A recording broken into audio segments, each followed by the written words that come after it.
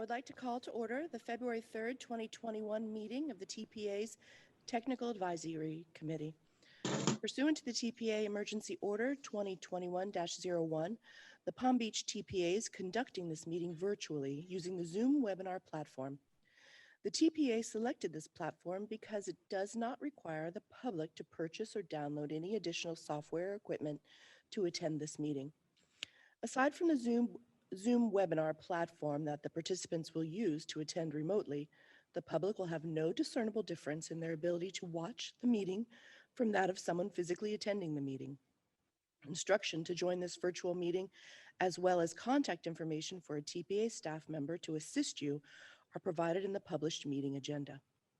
Please note that although some members of the TAC are attending the meeting in person, committee members will be appearing at today's meeting remotely, either via webcam or telephone. Additionally, scheduled presenters and the TAC liaison will also be appearing via webcam or telephone. Before we begin, I will summarize our public comment procedures for this virtual meeting. Written comments may be submitted online at the website provided in the agenda. Verbal comments may be made by a virtual attendee using the raise hand feature in the Zoom platform. Lastly, a verbal and/or written comment may be provided by an in-person attendee submitting a comment card available at the welcome table. Staff, please call the roll so that we can establish a quorum. Before I call the roll, I want to remind members present in person to unmute your microphones by pushing the button on the base. And then members present virtually, if you can remember to unmute yourselves. And then just to note separately, Terrence, I was able to allow your call-in to be heard. So if you have any issues, just let me know. Okay, thank you. Modisum Alturk. Yes. Anna Bulowska is excused. Terrence Bailey. Here. Jim Bell. Here. Jamie Brown. Lena Camacho. Here. Here. Lorraine Cargill. Natalie Crowley. Mike Morrow for Natalie. Brian Davis. Here. Kim Delaney. Thomas Driscoll. Here, that was a here. Thank you. Thomas Driscoll. Kara Ferris. Here. Alex Hansen. Here. Aaron Hoffman. Here. Andrew Mack. Mike Rumpf for Andrew. Meher Mansour. Here. Christopher Marsh. Here. Michael Odell. Here. Richard Pereira. Here. Hello? I can faintly hear you, Richard. If you're going to speak during the meeting, if you can get closer to the microphone, please. Yeah, okay. Thank you. Richard Reed. Kim Glass Castro for Rich Reed. Gary Sypek. Maria Tahara. Here. Kenny Wilson. John Crane. Here. We have a quorum, Madam Chair. Thank you. Staff, are there any modifications to the agenda? No, Madam Chair. Thank you. Are there any changes to the minutes? If not, can I have a motion to adopt the minutes as presented? Motion to approve. Second. I have a motion by Mr. Odell and seconded by Mr. Morrow. Any discussion? All in favor, please say aye. Aye. Opposed, Aye. say nay. Aye. Any opposed, say nay. Okay, thank you. Moving on. Staff, have any general comments been received? I'm sorry. No, Madam Chair. Thank you. All right, we'll move on to the next item. Comments from the chair and members. I don't have any comments. If any committee members has a comment for the committee, please utilize the raise your hand function of the Zoom platform to ask to be recognized, and then remember to unmute your microphone once you're recognized. Do you have anyone No, Madam Chair. Okay, thank you so much. All right, next item. Andrew, would you like to provide us with the liaison report? Yes, thank you. Good morning, everyone. I'm going to pop it up on the screen here. And a reminder, this is going to be available on the TAC site on our webpage after the meeting if you need to find these links. One thing I wanted to mention before we get started on the liaison report, and this is also in the backup, it's the summary points from the January 21st, 2021 TPA Governing Board meeting.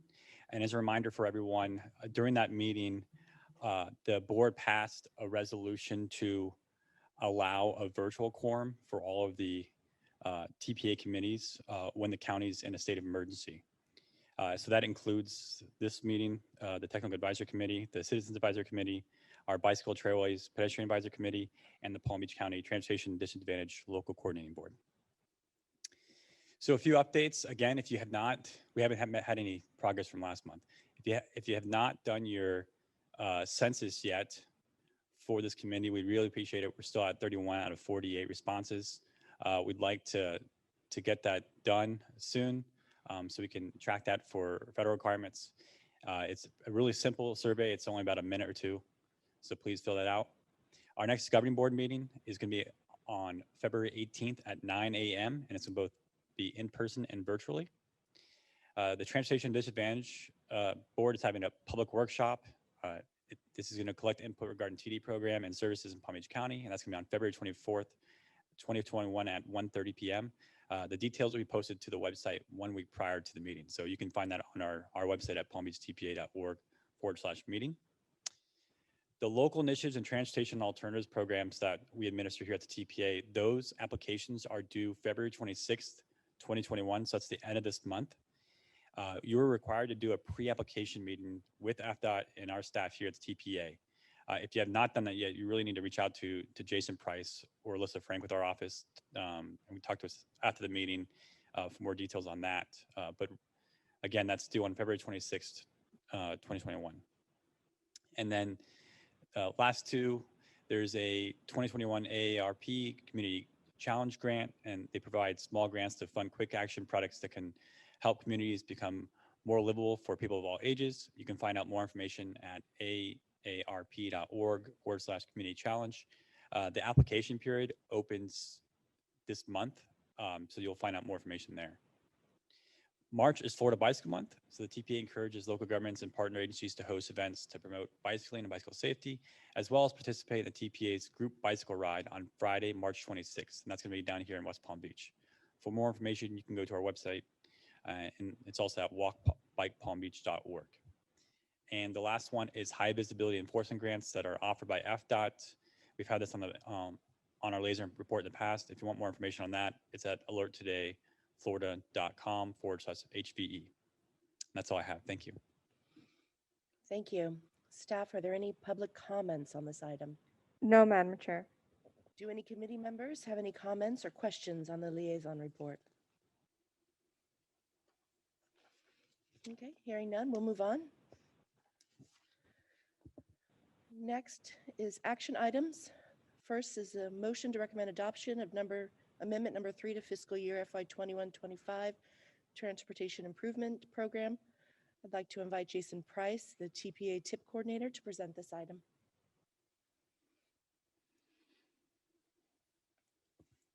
Good morning, everyone. My name is Jason Price. I'm the Palm Beach TPA TIP coordinator.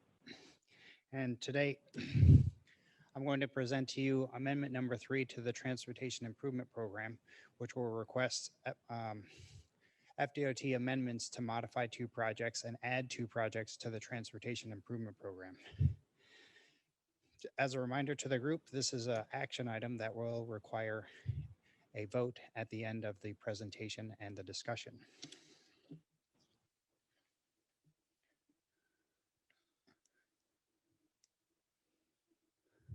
Just a review to the group, why is a TIP amendment needed?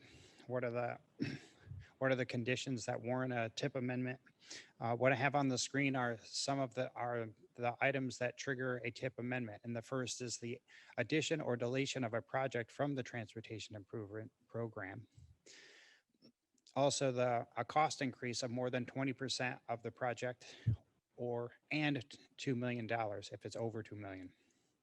And lastly is the change in a scope of work, and that could be the change of length of more than a half a mile and 20%, or change to the number of through traffic lanes. So next I'll go over the 4 projects within the as part of the amendment. The first one here is an existing project, which is in the city of Boynton Beach at various locations. And the nature of this amendment is to increase the project length to include a local roadway that was missing from the project description. So that change has been highlighted, as you see in the proposed tip changes, where the length has been increased and some of the financial information cost has been increased due to that length change. The next project is also an existing project, and this is Bridgman Drive, Wellington Road, and Prairie Road, or various locations. And this is a amendment because it has to correct the project location with the correct termini, which is Longwood Road. Originally, it showed Prairie Road, and that had to be changed to the correct termini, which warranted a tip amendment. The next 2 projects are new projects that have been added to the tip. And the first one is the Boca Raton Passenger Rail Station for Brightline. Now, to review some of the funding here, Boca Raton received a CRISI grant in the amount of $16.3 million, as well as private funds from Brightline for $19.6 million. And lastly, the city of Boca Raton contributed ad valorem funds in the amount of $10 million. With the total of these funds, the project includes a new Brightline passenger rail station, a temporary parking garage until there's a new parking garage station that's built as part of the project for both the Brightline station and the adjacent city library.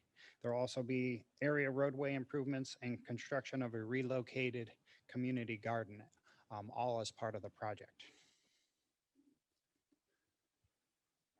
The next project is also a new project, and this is at Banyan Boulevard Railroad Crossing. And this will be a new project to install signal safety upgrades at that location.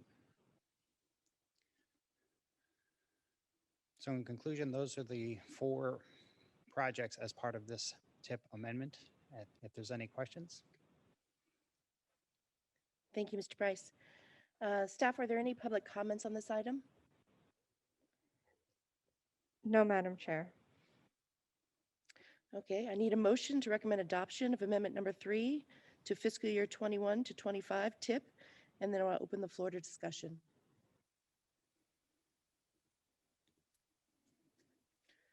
Don't everyone go at once.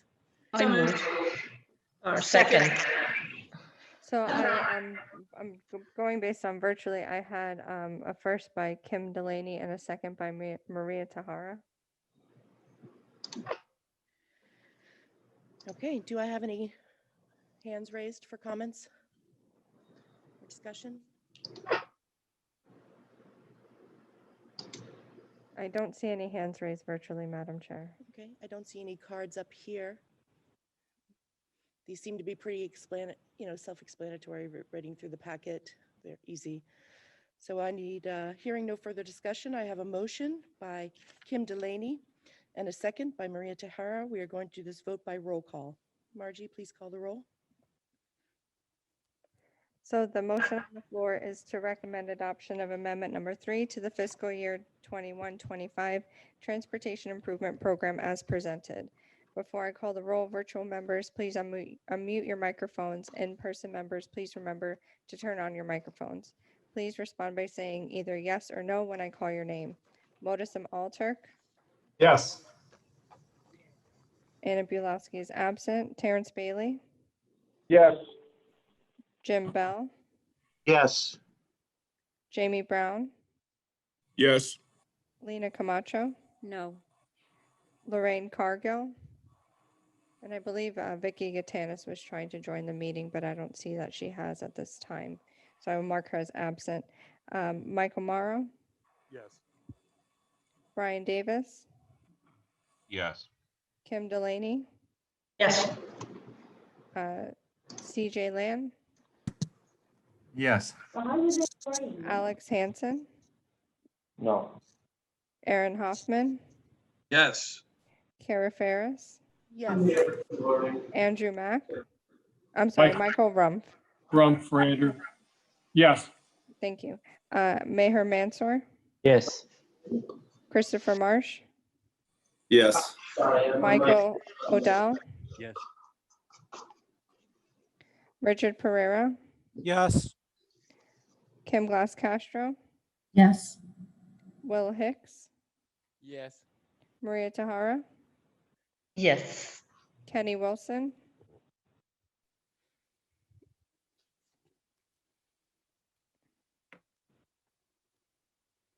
and I'm sorry, Madam Chair, I do have a phone number that called in and I just want to see if maybe it's Kenny. Kenny Wilson, are you able to unmute your microphone? I'm not sure if you're calling in from a 561 number that I see.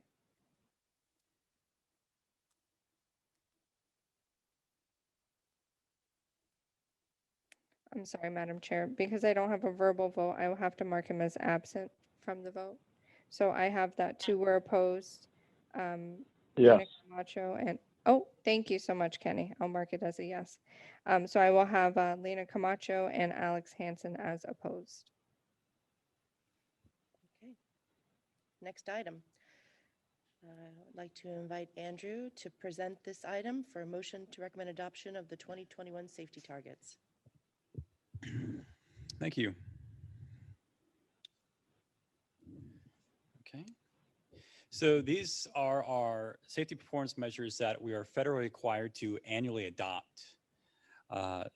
And so in this, you'll be seeing for the first time also some Palm Trans safety performance measures that I'll be going through. And as a reminder, in your backup, you received a summary of crashes, a map of the pedestrian and bicycle fatalities, the Palm Tran memorandum that discusses in more detail why they chose their safety targets, and then also a draft resolution. We typically don't provide draft resolutions in our committee packets, usually just for the board, but since we have so many measures on here, that's a good place to see the summary of what the targets are proposed for 2021.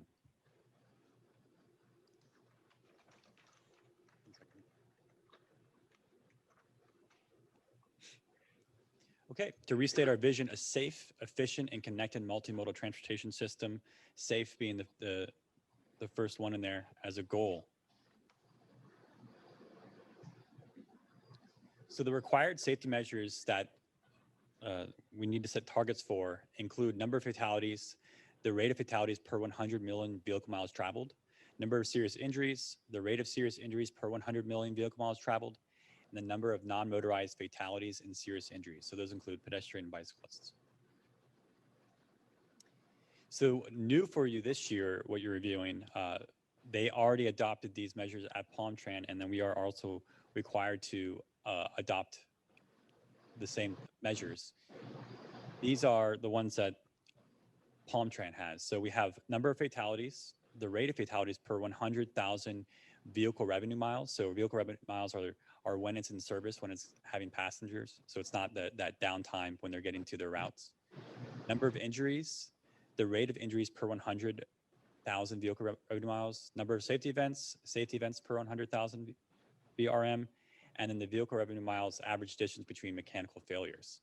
And so this is required for all modes for Palm Tran. So that's going to include both the fixed route service and the paratransit service. So we're going to have measures to show you and targets for both of those services.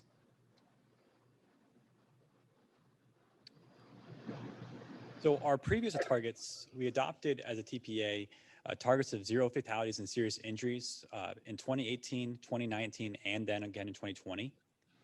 And some other background, we've set for FHWA, set a 0 fatalities on our nation's roadway system as the only acceptable goal. FDOT has also formally adopted targets of 0 for those years, 2018, 2019, and 2020.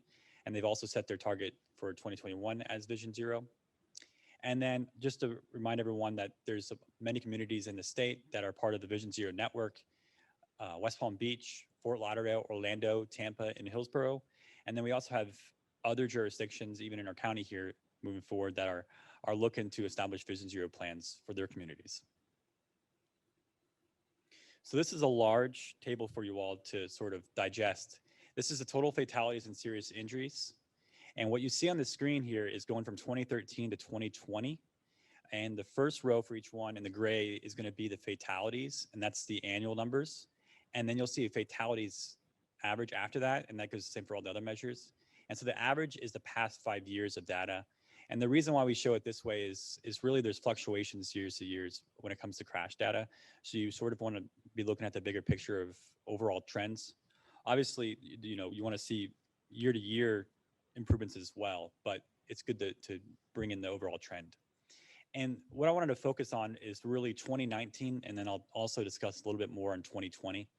The reason I want to focus a little bit more on 2019 is because those are the official numbers we get from FDOT when it comes to what we're required to report on for performance measures. It comes from the FDOT State Safety Office.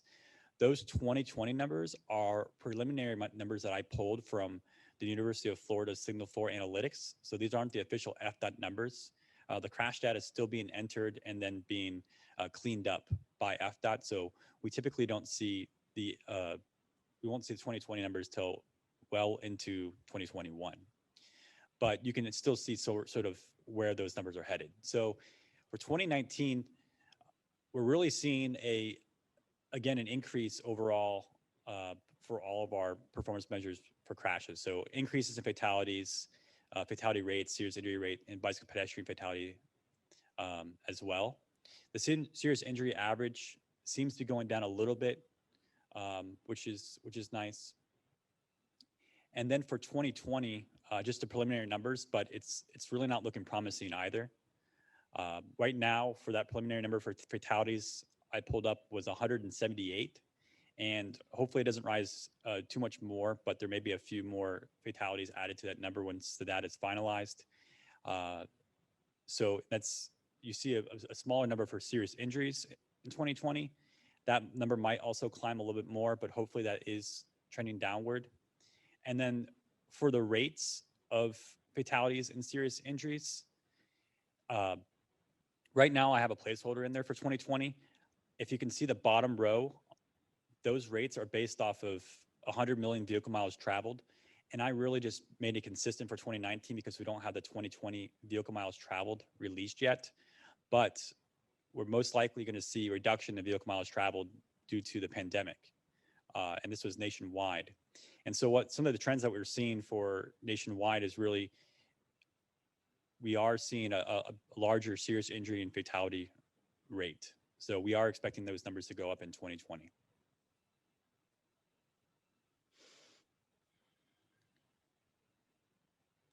Oh, I love that. For Palm Tran fatalities, injuries, and then those mechanical failures, a similar table, we're going from 2016 to 2020. And we also show the 2021 targets on this screen from Palm Tran. And right now I'm just showing the fixed route transit service. You can see overall they have targets for 0. Their 2020 numbers going back a few years actually for fatalities is 0. So, you know, it's a safe system once you're on the system. You know, we do have those connections to the bus stops where our pedestrian bicyclists are the most vulnerable. But really, once you get on the system, it's a safe system. They have a target of 0, and they've been hitting that target for most of their years. That goes the same for the fatality rate.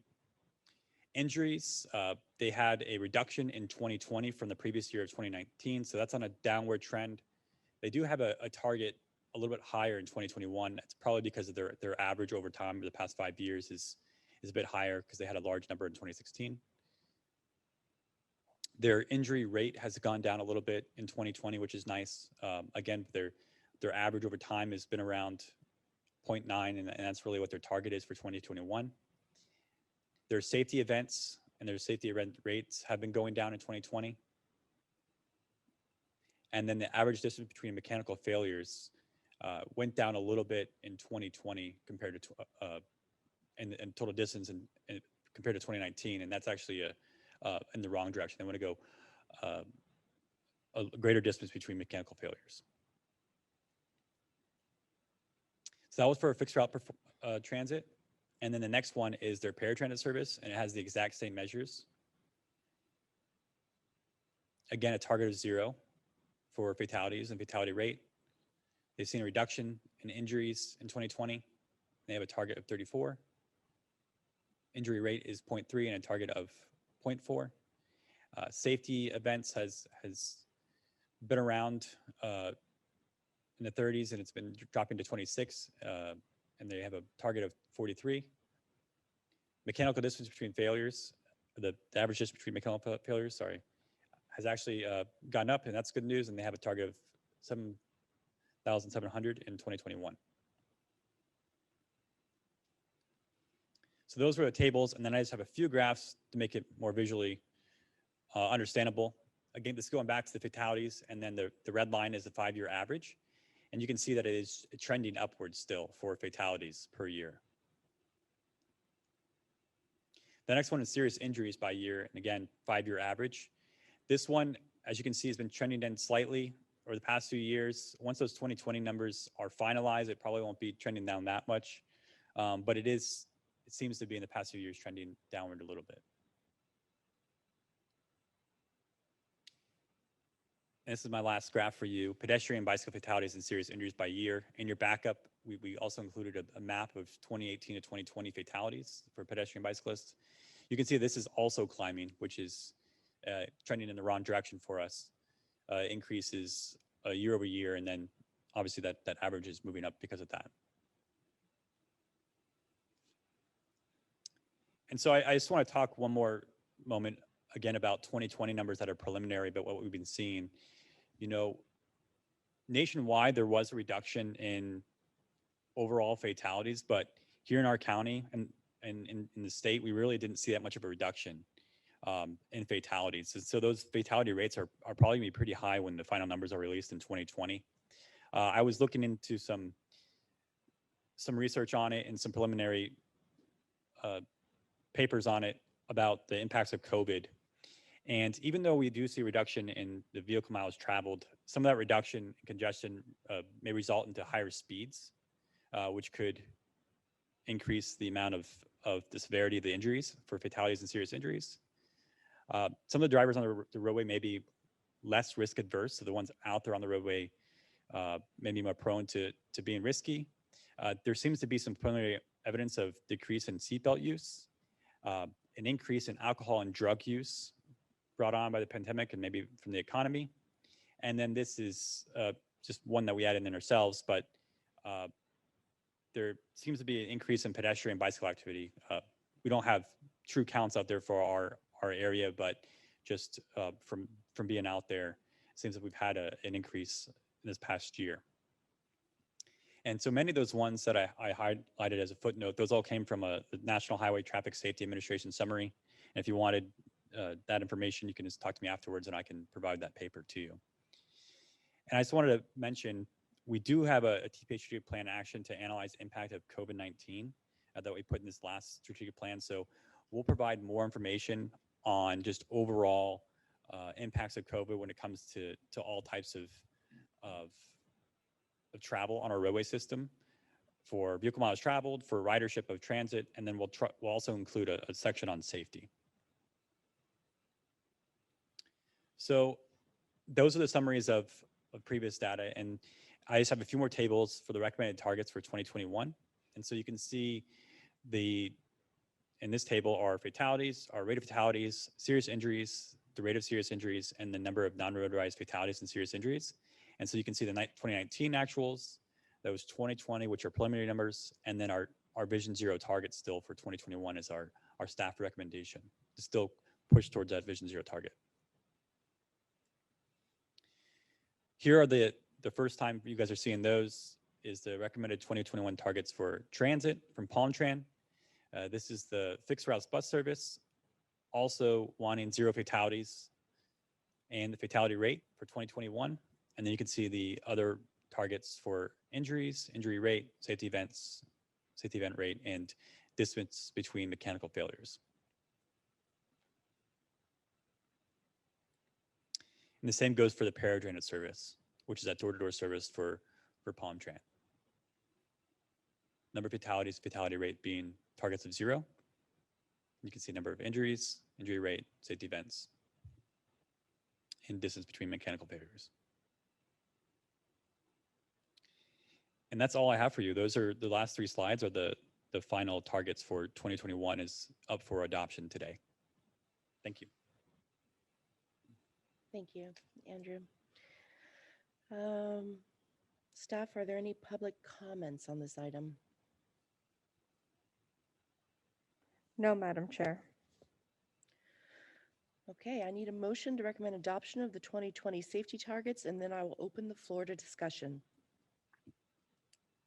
Motion to approve. Second. Okay, I have a card up. Yes, Madam Okay. Chair. This is John Crane, DOT, and it's not related to the. This is John Crane from DOT.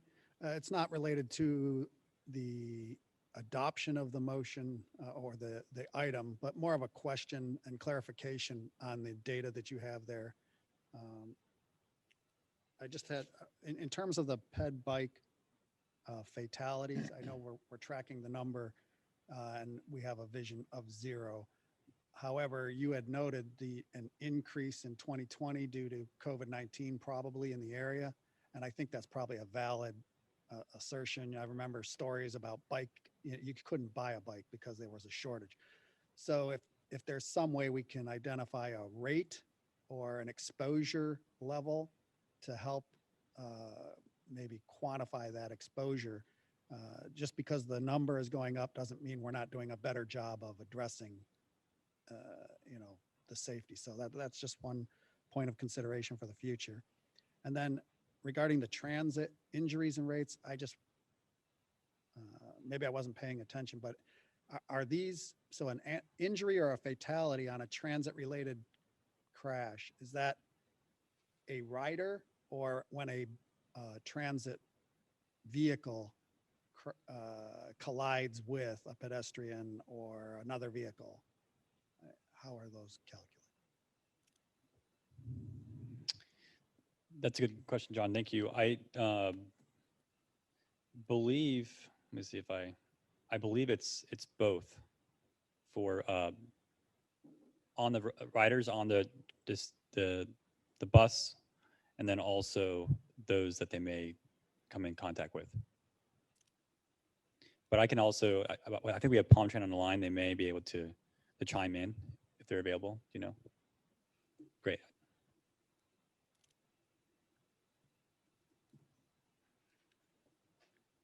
Good morning. This is Christian Londano from Palm Tran. Can you hear me? Yes, we can. Thank you. Just to clarify, both are captured as part of our safety metrics. The injuries relate to our passenger injuries, and the safety events relate to or include also the vehicle-on-vehicle collisions. Thank you. No problem.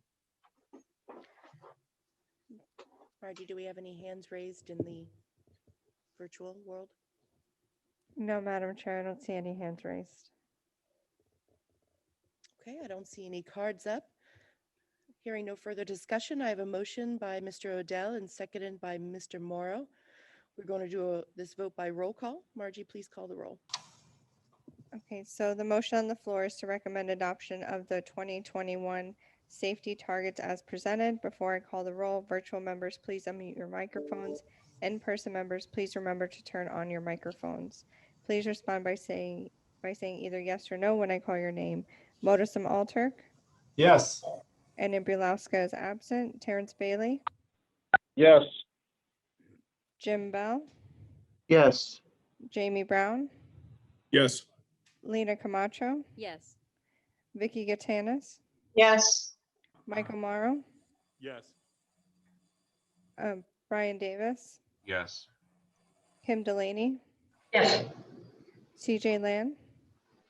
Yes. Alex Hansen. Yes. Aaron Hoffman, Yes. Kara Ferris, Yes. Michael Rump, Yes. Maher Mansour, Yes. Christopher Marsh, Yes. Michael Odell, Yes. Richard Pereira, Yes. Kim Glass Castro, Yes. Will Hicks, Yes. Maria Tahara, Yes. Kenny Wilson. Yes. It passes unanimously, Madam Chair. Thank you. All right, moving on to the next information items. A, Vision Zero Action Plan Status Update. Andrew, will you please present this item? Yes, thank you. So this is a quick just update on our Vision Zero action plan.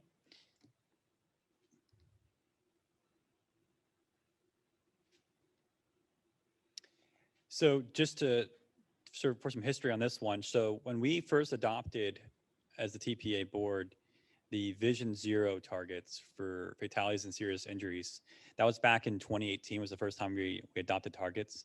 And then we were tasked with creating a Vision Zero action plan to see how we can move towards meeting Vision Zero fatalities and serious injuries.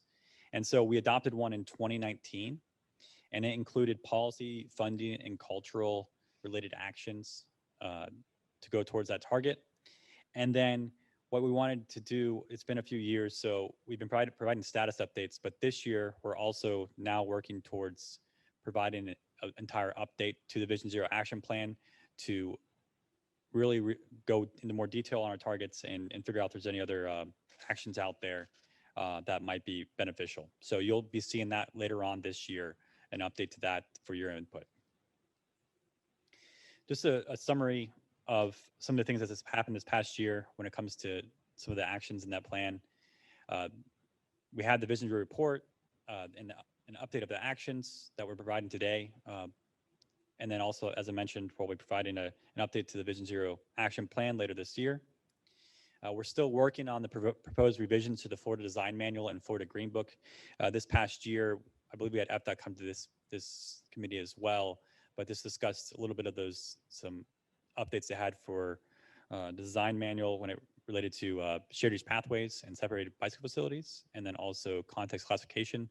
So if there's anything else, when you guys are all looking through those two manuals for design that you believe would improve safety, you can always come to the TPA and we can push for that at the TPA level and then also at our state level. So if you do find more things in there where you can work with you all to see how that can be incorporated into those state documents.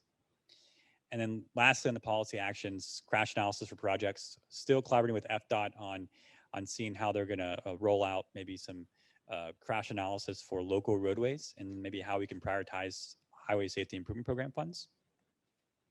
And then also when FDOT's been coming to us with some product development, environmental phases or preliminary engineering phases, we really focus a lot in those meetings with them on safety and how the products are incorporating more safety.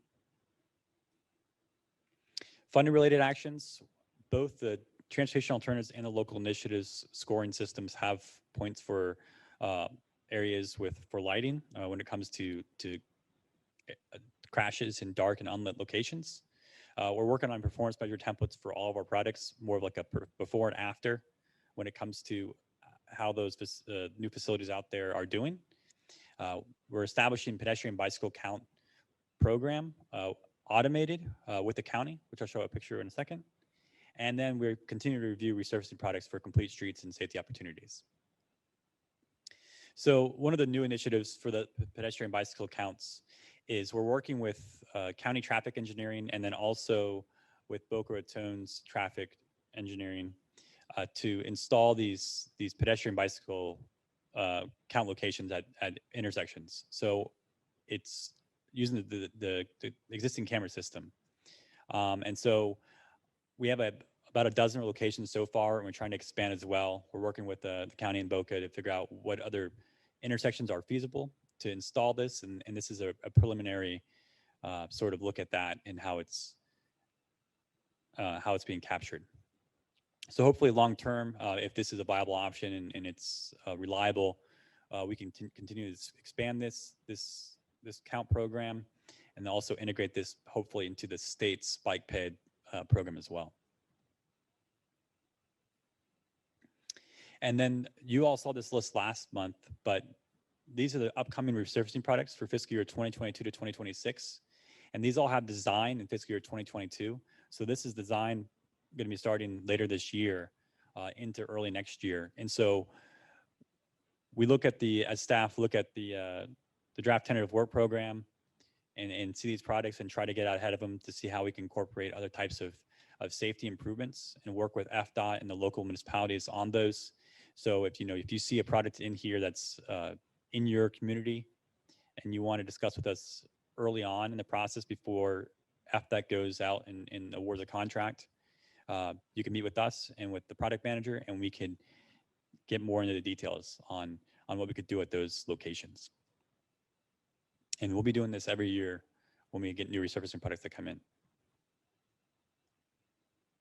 And lastly, culture-related activities. A lot of these are really in-person activities, so many of them were hard to do during the pandemic. But we did host a Vision Zero workshop in 2019 and a peer exchange in 2019 in Tampa. And then we had a follow-up peer exchange from the Tampa one in 2020. Continue to participate in safety events, although there was a smaller amount this past year in 2020.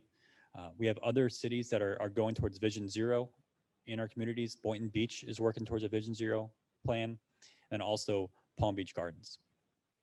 And lastly, there is an online comment map to gather feedback from concerned citizens, and they can input in that map their safety concerns or other concerns they have. And so that is live now and on our website. We'll be promoting that. And if there's any improvements to that, we're looking to always make it a better, feedback loop on that program. And that's all I have for you. I don't have an insight, but that's it. Thank you. Thank you very much. Staff, are there any public comments on this item? No, Madam Chair. Okay. Do any committee members have any comments? I don't see any raised cards here. Anybody online raise their hand? No, Madam Chair. Okay, thank you for the presentation. Moving on to B, Performance Measures Dashboard. I'd like to invite Jason Price to present this item. Good morning again, everyone. So I'm going to walk you through our performance measure dashboard that we've been working towards with a consultant, My Sidewalk. So we've developed this to give you a way to view all of our performance measures. And you can find it starting at our homepage that's up on the screen now at palmbeachtpa.org. You can go to, I think, plans and resources, and then one of those tabs is performance measures. When you click on performance measures, it'll take you to our homepage for our performance measures. Now from here, you'll see the scorecards that you've seen previously in the other presentations, and this is a more detailed list showing you all of the metrics that we track for performance measures through here. But also to get to our dashboard, in the top portion of the text, there is a link here that will be highlighted and repositioned on this web page. But when you do click on it, this is the actual dashboard that we've developed with My Sidewalk. And you can see there's a bit of text introducing what the performance measures are, as well as on the left hand side on the tab, you'll see that those are the goals of our the goals from our long range transportation plan. And so within those goals, there's the metrics within those. So when you scroll down, you'll see preserve, safe, efficient, connected, and multimodal. Those are all a part of our vision. And when you click on one of those, that will take you to each one of them. And that will give you a general overview of how is Preserve being addressed through the performance measures, in addition to the scorecard of the metrics that are being tracked and how they're, when you go in deeper to those scorecard metrics, that'll give you the more detail on how they're being measured. But when we go a little further down, you'll see what we're doing about how to address those performance measures. And here you'll see there's about 3 tabs. There's the pavement and bridge conditions through the FDOT Transportation Asset Management Plan. That's where we derive some of those numbers from. And then there's also 2 tabs below there. There's a Transit Asset Management Plan, and you've seen a lot of the transit metrics that we've tracked. Those come from this Transit Asset Management Plan, working collaboratively with either PalmTran or SFRTA. So just to give you an indication, in Preserve, on the left side, there's bridge is one of our metrics. So just to dive deeper into the actual metrics that are being measured and how they're being measured, when you go through these, you'll see how do we measure a bridge? What are the metrics that we measure on a bridge? And then how are we doing in terms of which bridges are in good condition, fair, or poor condition? And so you'll see here there's a graph showing that we're meeting the target. And then there's also a map further down supporting that information of where are all the bridges that are in good, fair, and poor condition. And you can see there's probably, if you look close enough, there are 2 bridges that are in poor condition on this map, however, and they are also in the work program and being addressed through the TIP over the next 5 years. So this is just an illustration of all of the metrics that we are tracking within the overarching goals of preserve, safe, efficient, connected, and multimodal. Feel free to go to our website and follow these links to our performance measure dashboard. And it's open for any suggestions or improvements. So if you do find something in here that could be improved or is in any way, please reach out to us and provide us input and comments, and we'll be sure to make the adjustments and improve this as much as possible. Thank you. Thank you. Fantastic. Staff, are there any public comments on this item? No, Madam Chair. Do any committee members have any comments? Seeing no cards raised in-house, I'll ask you if anyone's raising their hand online. No, Madam Chair. Okay, thank you. Fantastic presentation. The next item is the Florida Bicycle Month. And I'd like to invite Alyssa Frank, TPA Pedestrian and Bicycle Coordinator, to present this item.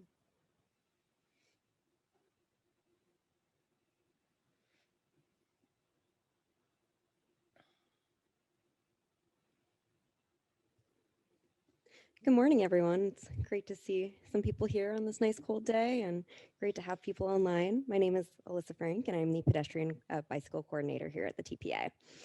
So I have an exciting presentation. March is Florida Bicycle Month.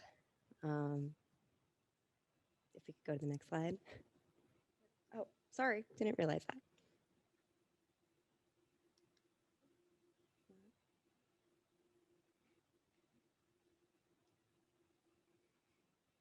No, it's okay. Oh.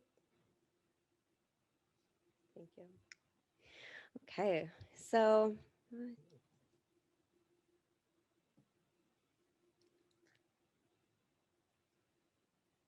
sorry about that. The controller is freaking out a little bit. So in the past years, we have had our municipalities have proclamations for Florida Bicycle Month, and we are encouraging our municipalities again to this year adopt them. In the past, we've had, we adopt our own, and then Palm Beach County has adopted them, the city of Boca Raton, the city of Boynton Beach, Delray Beach, Green Acres, Palm Beach Gardens, Wellington, West Palm Beach, town of Jupiter, Palm Springs, and Royal Palm Beach. If you're on this list, we'd love to see you be on this list again. If you are not on this list, we'd love to have you on this list. We actually have a sample resolution and proclamation on our website that is available, that you just fill in the information. And if you have any questions on where to get that, please reach out to me. I will help you out. But we would love to see more of our municipalities adopt proclamations for Florida Bicycle Month this year. We've also had some exciting events in the past. We've had bicycle trail rodeos and super fun days and bike to work rides. I am aware of a couple municipalities hosting events again this year. We understand that things are a little funky with COVID, but there are great ways to get outside, ride your bike, and social distanced bike rides. So we definitely are encouraging our municipalities to get things on the calendar in March, to encourage residents to bicycle and learn about safety and bicycling. If you guys have anything on the calendar or are thinking about it, please reach out to me so we can add it onto our calendar on Walk Bike Palm Beach website. That brings us to this slide. So this is our website, Walk Bike Palm Beach. We have a calendar up there that actually has all of the bicycle and pedestrian events that ever go on. And we would like to see this calendar for March have quite a few events on it. So please, like I said, if you are planning on hosting an event or discussing one, reach out to me, add it onto our calendar on this website, and we can help encourage people to attend. So of course, we are going to be hosting our annual bike ride. The TPA is going to be conducting this bike ride on Friday, March 26th, 2021. We will be meeting at the TPA office at 301 Datura Street at 7:45 that morning, and we will be leaving at 8 a.m. We're going to be doing a bike ride. The map is available on our website, and it's about 4 miles. It'll be a nice, smooth ride, and it should take a little less than 45 minutes. So we will be back at the TPA building at 8:45 in the morning, which should give everyone enough time to get to their offices. So please, please, please join us, share this, encourage people to join us. It'll be a lot of fun. We will also be giving out t-shirts, our Bike Palm Beach t-shirts, on a first come, first served basis if you do not already have one. So that way we can all be riding in uniform in a bright yellow shirt that says 3 feet on the back. And of course, if you have any questions, comments, any events coming up, any questions on resolutions or proclamations, please reach out to me. My contact information is on the screen, it's on the website. Grab me after the meeting and we can get some events planned and on the calendar. And that is it. Thank you very much. Staff, are there any public comments on this item? No, Madam Chair. I don't see any cards raised here. Or do we have any committee members with any requests to speak or hands raised online? No, Madam Chair. Okay, thank you very much. Next items are administrative items. The first is summary points from the January 21st, 2021 Governing Board meeting. This is an informational item only. There's no staff presentation on this item unless requested by a committee member. Do I have anyone who would like a presentation? Hearing none, staff, are there any public comments on this item? No, Madam Chair. Okay, thank you. Moving on, FTOT scheduling report, February 2021. This is also an informational item only. There's no staff presentation on this item unless requested by a committee member. Seeing no cards up here. Do we have anyone requesting online? No, Madam Chair. Thank you. So we have no public comments. Okay, thank you. Moving forward. TPA priority project status reports. This is an informational item only as well. There's no staff presentation on this item unless requested by a committee member. Hearing no one. Staff, are there any public comments on this item? No, Madam Chair. Thank you. Okay, our next meeting is March 3rd, 2021. Thank you for your patience with us as we conducted this committee meeting today. At this time, our committee meeting is adjourned at 9:54. Thank you.